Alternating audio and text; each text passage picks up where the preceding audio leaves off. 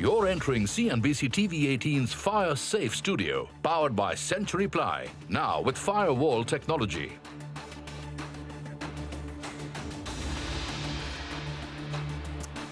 Morning, you're watching Trading Hour. I'm Mangla Malu. With me is Reema Tendulkar joining in from her residence. We kickstart a new series today. The market's off the morning highs, but holding around that 15,800 mark for the Nifty. The July series known for big moves on either side, and this time around the rollovers have been 85%, which is a multi-year high. So to that extent, it will be important to watch out for. The metal stocks, they are powering ahead. They are supporting the markets. But on the other hand, the lid on the gains has been put by Reliance, which is trading lower as we speak. Hi, Reema. Hi, Mangalam. Absolutely. It's big boy Reliance Industries, which is weighing on the markets. It has a 10% weightage on the Nifty. So with this cut of 2.5% that we can see on Reliance Industries, it's taking away close to 40 points on the Nifty. And that is in a way the reason why we're not participating in the rally that you can see across the region, where the likes of the Hang Seng, the Shanghai are up close to about 1%. As you pointed out, you can see gains in many of these steel names. So Tata Steel is up close to about 5%. In the IT pack, you've got some of the stocks like a Tech Mahindra as well as HCL Tech, which have hitherto underperformed the index so far this year. So they're playing a bit of a catch-up. But on the flip side, FMCG names are taking a bit of a hit. So Asian Paints, HUL, Nestle are all currently in the red. But right now, in the next 10 minutes, we're going to be putting the spotlight on the IT sector. Now, Accenture reported numbers yesterday. They reported an excellent all-round quarter. It was a 16% constant currency revenue growth on a year-on-year basis. Their order bookings went up by 39%, and there has been another guidance upgrade. But the question is, how much of it is actually in the price? Because if you see the way the IT stocks have moved, they have outperformed the markets. Month to date, the Nifty IT index is up 7%. Year to date, it's up close to about 20%, outperforming the Nifty as well as the Nifty Bank. So today, we're going to be weighing in on the growth versus the valuation argument. Let me invite the two experts on this. Sandeep Agarwal of Edelweiss Securities, who's extremely bullish in the IT sector, and he has been for the last 2 years at least, and Sudhir Gunatupalli of ICICI Security, who recently turned a bit cautious in the sector. So he's got a bit of an anti-consensus cautious call. So gentlemen, morning, and thanks so much for joining in.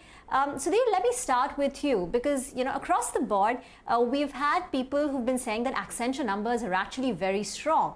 But you believe the read-through from the Accenture numbers on the listed Indian IT companies is not as positive as it's perceived to be. Can you tell us why? Sure. Thanks, Reema. Thanks, Mangalam, for having me here. Good morning to you all, including Sandeep. First point to start off, Reema, is if you actually look at Accenture's numbers, there's a bit of context that we need to understand when we are reading the headline data or when we are looking at the headline data, right? Especially year-on-year numbers tend to be a little deceptive, given that the pandemic has impacted the previous year May quarter significantly. So year-on-year numbers tend to look very strong, but I think it's more of optics. It's more of a misleading metric. So the better way to look at it is in terms of sequential basis. And if you actually look at sequential numbers, moving away from the headlines a little bit, and if you do a bit of in-depth analysis into the numbers, you will realize a significant part of this beat that Accenture has reported is coming from the consulting segment. And there is a bit of a recovery in the consulting, and there's a bit of normalization of travel reimbursements. So these two factors have led to very strong beat on the overall expectations, and these two factors have led to very strong growth for the company overall. But let me highlight the fact that this consulting segment is not very relevant for the Indian IT companies. The other part of their overall portfolio, which is the outsourcing segment, that's what we should be more focused on. So if you look at outsourcing segment on a sequential basis, organic growth was in the range of, we estimate the organic growth to be in the range of around 3.1 to 3.6%. Pretty much in line with what Accenture has been reporting before the pandemic. For the last 5-6 years, if you see in the May quarter, whatever growth rates Accenture has been reporting, yesterday the organic growth rate that they reported was pretty much in line or largely in line with what they have been historically reporting even before the pandemic. That is point number one. And point number two, if you see the guidance upgrade, right, for anybody who has been tracking the sector data closely, they would understand and acknowledge the fact that this upgrade is sort of anticipated for a very long period of time. For the last 6 to 7 months at least, or for the last 6 to 9 months, if you see some of the Indian companies like TCS has started talking about doing double-digit growth rate in FY22. Anybody tracking the sector closely should have anticipated this guidance upgrade then itself, because for FY22, TCS and Accenture's FY21 is more, you can juxtapose these two years alongside each other, because if you actually see the entire impact of, or a significant part of the COVID impact is already there in the FY20 base. Right now, FY21 guidance, even on the revised guidance for Accenture, if you look at it on an organic basis, again they're talking about 8.5 to 9.5% sort of year-on-year growth on an organic constant currency basis. Again, if you see their guidance after March quarter, typical Accenture guidance after March quarter before the pandemic for the previous 5 to 6 years, whatever guidance they have on upgraded basis, their upgraded guidance has largely been in line with the last 5 to 6 year average guidance that Accenture has been coming out after May quarter, even before the pandemic. So my biggest question, or the biggest concern for me at this stage, is if the street is already expecting a significant growth acceleration for IT industry post the pandemic, and if Accenture numbers, both the May quarter numbers and even the full year guidance, FY21 full year guidance after upgrade, are actually in line with the pre-pandemic growth rates for May quarter and pre-pandemic guidance averages. Okay. 5 to 6 years. So I think this is actually should be a Sudhir, your point is. Okay, we'll come back to you more on the valuations of the sector and how they stack up right now. But your points on Accenture and the read-through for Indian IT is taken on board. Sandeep, morning. How would you refute these two arguments that he's made, that the organic outsourcing revenue growth, which is the more relevant metric for Indian IT, is at 3.5%, as he said, which is in line with pre-COVID times, and the guidance was pretty much on expected lines. How would you refute these two arguments? No, there is nothing to refute. It is not versus me versus Sudhir or all of those things. So I will not refute whatever Sudhir is saying. We have a difference of opinion on that. See, I see data on a much longer term basis.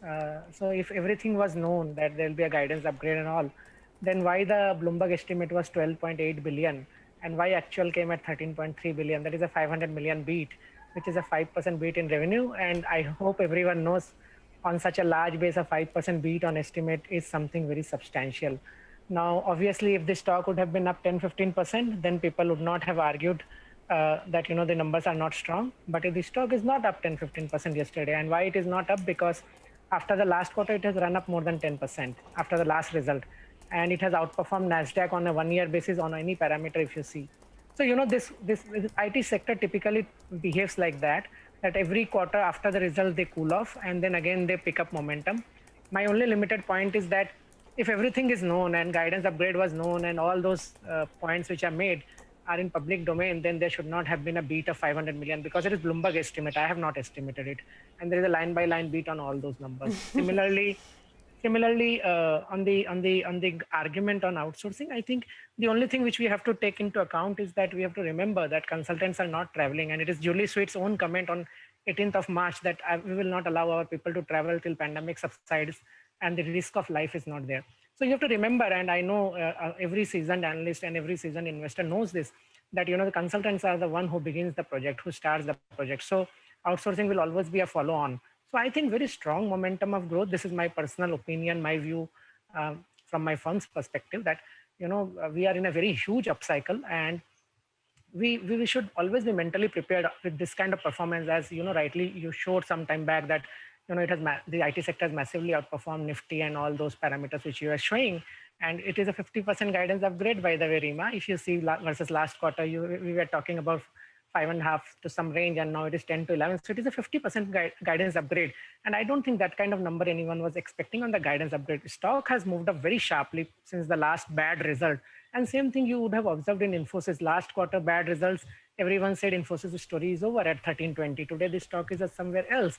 And again, when we meet next quarter this time, I think people will take cognizance of the fact that we are into a long-term story. And last point, which I would like to make, is that you should see 20, 30, 40 years data since the company is listed. It gives you much better picture. So if you see Accenture's last 20 years data, the revenue growth has been 7% CAGR, but the EPS growth has been 15%. Now, we can say that there is a buyback impact, there is a margin improvement, whatever argument we can give, but finally people are interested in earnings growth and a consistent earnings growth.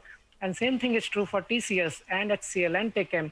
Between FY9 to FY16, if you see, all these three companies reported revenue CAGR of only 15%, and the EPS CAGR was more than 25%. And the stock went up 10 to 16 times in market cap. In just 6-7 years, it is a huge value. Right. We take your point, both Sandeep, and Sudhir, but I get it. We are talking about Accenture, and there is a discussion on that. Let's come closer home. Let's talk about our own IT companies. Sandeep, I am reading from Sudhir's note, and this is an interesting point. He says that the Nifty IT PE is 50% over its 10-year average PE before COVID. So yes, we take your point that we are in an upcycle, we are in a growth cycle. In the past, there has been EPS growth, etc. as well. Do you think there is further room for re-rating, or the growth will track the EPS growth itself? And I ask this from a purely dispassionate point of view because I track FMCG, and out there multiples are way, way, way more than IT. So from an IT standpoint, do you think there's more room for re-rating? See, I don't see it in that way, honestly, Mangalam, because I see always, I believe that stock is always a derivative of the business. So if business is doing well, stock will do well. Last 10-year data reference point is itself very misleading in my view, because, we have not seen upcycle in last 10 years. That is a known fact, right? There was a small upcycle in the IMS only between FY10 to 16, in which the stocks went up 10 to 15, 16 times. The last upcycle in IT we have seen was 2003 to 2008. And all the data, if you speak to InfoAge or you speak to any consultant in the country, they will tell you one thing for sure, that in last 20 years, they have not seen this kind of demand for manpower. And let me tell you another thing, that in last 10 years, we have decoupled our revenue growth and manpower growth. So basically now, if demand for manpower is X, the revenue growth will be X.2 or 1.2X or 1.3X. So I will leave it with you, that thought. And I honestly don't have any, any intention to counter anyone's argument. Everyone has an opinion, and I respect that fully. I am just trying to say that these businesses will compound at a phenomenal pace, never seen before kind of pace in my view, and the earnings will further, grow at much better pace. I may go wrong for one quarter, it can be possible, but I think that it is a 3 to 5 year upcycle, and we should not try to miss the large returns which are there. You have all the data you just showed on the screen some time back. So after 3 months, when again we meet, I can assure you my personal view is that we will again show that outperformance of IT index substantially. I hope it will happen. Absolutely. I mean, this again is not a personal argument between any analyst, any house or any view. It's just keeping the viewers in mind and making them richer for perspective. Sudhir, your thoughts again. What would then make you optimistic about your cautious call? What is it that would negate it? Sandeep said earnings will continue over the next 4 to 5 years, notwithstanding the valuations right now. What would change your stance? Yeah, Mangalam, actually, if you look at it, right, even if you look at long-term data, last 10-year, 20-year data, what's happening now is the narratives / rhetoric has already spiced up the expectations, has already driven the valuations 50 to 60% higher at Nifty IT level. At large cap level, many of the stocks are trading at 75% sort of higher valuations, right? Now, the point is the earnings of the companies have to live up to those expectations. So you would have seen a trend in the last quarter also, in Indian IT company results also, and yesterday's Accenture results also. The gradient of surprise for the street has significantly come down, right? Despite Accenture actually reporting an 8% beat on earnings, the gradient of surprise has actually come down, because on a high multiple, you are already expecting it. So if you, in fact, it's the other way around. If you don't deliver it, there is a significant downside. Even if you meet it, we had seen many companies actually getting beaten down after the previous quarter. So my thought here is, of course, while the narratives and rhetorics have been saying and spicing up these expectations, we don't see any hard data to suggest such an upcycle, or we don't see such a hard data to believe that the growth rates or profitability of the industry would be significantly higher after COVID. Again, I'd leave you with one thought. When the pandemic had started, in the first 1 month, people have really become extremely optimistic or hyper optimistic about this work from home, so on and so forth, and where this work from home is expected to deliver higher revenue for IT companies and lower costs for IT companies. But if you see 1.5 years down the line, if you look at the business angle, if you see the commentary of most of the businesses in the recent past, it's fairly evident that it's not going to survive for a very long period of time. So, especially when we are in a bull cycle, the near-term arguments, rhetorics may spice up the multiples, but we have to see whether the actual delivery or actual meeting of the expectations or beating of the expectations will happen or not. Sandeep, Sudhir, thank you very much for your insight as well as information. The idea was never to pit you both against each other, but we just wanted to present both sides of this growth versus valuation argument for the IT sector. You need both bulls and bears to make this market. That's the outlook coming in on the IT sector. We need to slip into a very short break, but there is some big news which is coming through on Money Control Pro. Money Control Pro is among the world's top 20 global digital news subscription services, says a report published by FIPP and Celeron. Money Control Pro is the only Indian publisher in this elite list, and this feat was achieved within just 2 years of launch. So thank you, Pro readers.